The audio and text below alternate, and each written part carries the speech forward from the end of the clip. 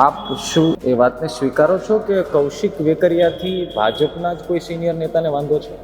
હું એવું માનું છું કે એક મોટા રાજકીય ષડયંત્રનો પાયો નાખવા માટે એક નિર્દોષ દીકરી પાયલને ઇરાદાપૂર્વક આ કેસમાં આરોપી બનાવવામાં આવી છે.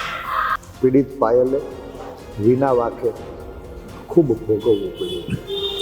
કમલમની કાર્યાલયના કકળાટે હવે વરવી લડાઈમાં સામાન્ય માણસોને ભોગ બનાવવાની પરંપરા શરૂ કરી. પાયલ ગોટીનો જે મુદ્દો થયો એ અનાયાસે થયેલો મુદ્દો કોંગ્રેસને લાગે છે કે એક ષડયંત્ર, રાજકીય ષડયંત્ર અમરેલીના રણ મેદાનમાં રચાયું હોય એવું લાગે છે?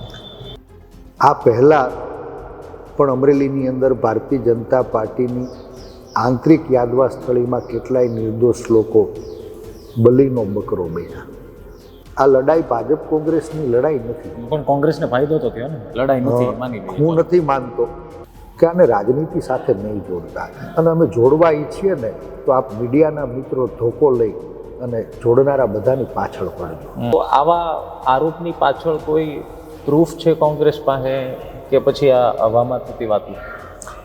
આ પત્ર અસલી હોવાને કારણ છે.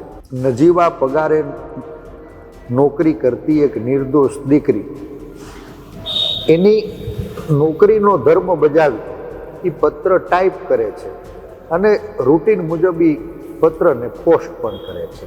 પત્ર પણ સાચો છે, એનું સહી અને સિક્કો પણ સાચો છે. એની FSL કરાવો તો દૂધનું દૂધ અને પાણીનું પાણી. આટલા મોટા નેતા જિલ્લામાં હોવા છતાં તો એનો મતલબ તો એ થયો કે તમારા બધા નેતાઓની રહેમ નજર હેઠળ કોઈ એક નેતા આટલું બધું કરે છે ને તમે બધા શાંતિથી જુઓ છો.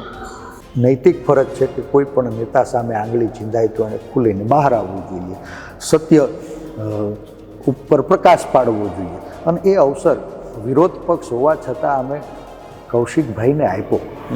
એ અમરેલીના રાજકમલ ચોકમાં એ પત્ર સાચો છે કે ખોટો એની ચર્ચા કરીએ. એ પત્રની અંદર જે તમારા ઉપર આરોપો લગાડવામાં આવ્યા છે, તમારા લોકો દ્વારા લગાડવામાં આવ્યા છે, એ સાચા છે કે ખોટા એની ખુલ્લા મને મીડિયાની સામે જનતાની અદાલતમાં ચર્ચા થાય. એ વાતનો સ્વીકાર કરો છો કે અમરેલીનો વિકાસ નેતા કોઈ પણ હોય, હું આપને પણ ઇન્ક્લુડ કરું છું, એટલો નથી થયો જેટલો થવો જોઈએ? હા, હું જરૂર સ્વીકારું છું.